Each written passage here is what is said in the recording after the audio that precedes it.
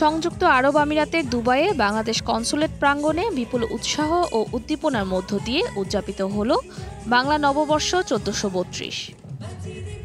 এবারের বর্ষবরণ অনুষ্ঠানে সাধারণ প্রবাসীদের স্বতঃস্ফূর্ত অংশগ্রহণ ছিল চোখে পড়ার মতো।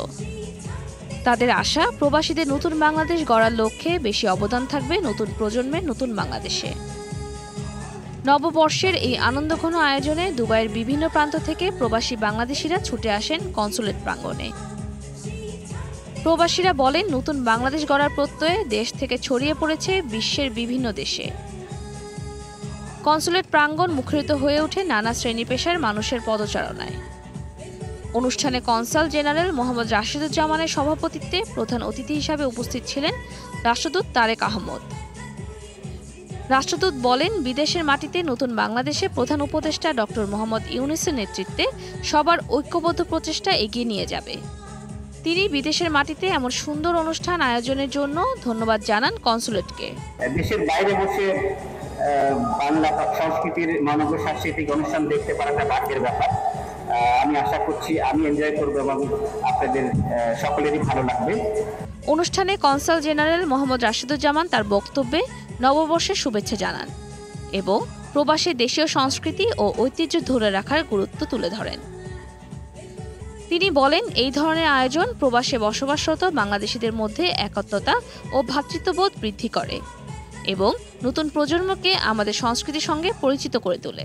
বাংলার সংস্কৃতির ছোঁয়ায় হয়ে উঠেছে বাঙালির প্রাণের উৎসবে। তাই দেশ হতে হাজার মাইল দূরে থেকেও বাঙালি সংস্কৃতিকে প্রবাসী এবং নতুন প্রজন্মের মাঝে ছড়িয়ে দিতে বর্ষবরণের এই সাংস্কৃতিক অনুষ্ঠানটি বাংলাদেশ কনসুলেট জেনারেল দুবাই এর একটি বিশেষ প্রয়াস। অংশগ্রহণকারী শিল্পী এবং আমন্ত্রিত অতিথিদের একটি বড় অংশ এদেশে প্রবাসী বসবাসরত প্রবাসী বাংলাদেশি কর্মীদের প্রতিনিধিত্ব করছে। বর্ষবরণ অনুষ্ঠানে আগত বহু সংখ্যক প্রবাসী দেশীয় সংস্কৃতির এই বর্ণাঢ্য উৎসবে সামিল হয়ে আনন্দ উপভোগ করেন।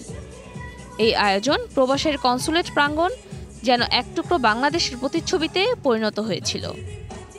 কনসুলেটের এই উদ্যোগ প্রবাসীদের মধ্যে নতুন করে আনন্দ ও উদ্দীপনা সঞ্চার করেছে।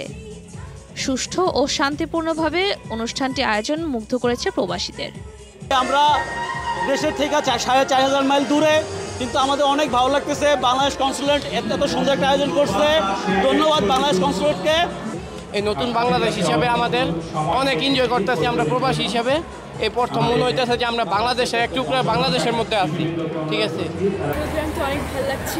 আমি গান করছি আর আমি চাচ্ছি অন্য অনুষ্ঠান হয় ফিউচারে আমি নতুন পারফরমেন্স করতে পারবো।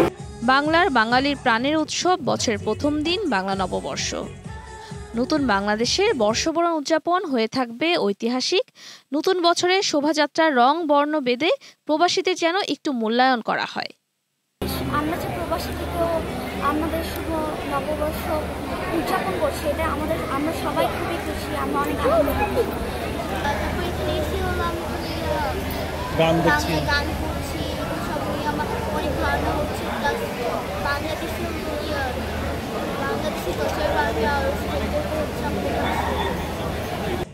সংযুক্ত আরব আমিরাত থেকে মোশাররফ হোসেনের পাঠানো তথ্য ও চিত্রে ডেস্ক রিপোর্ট।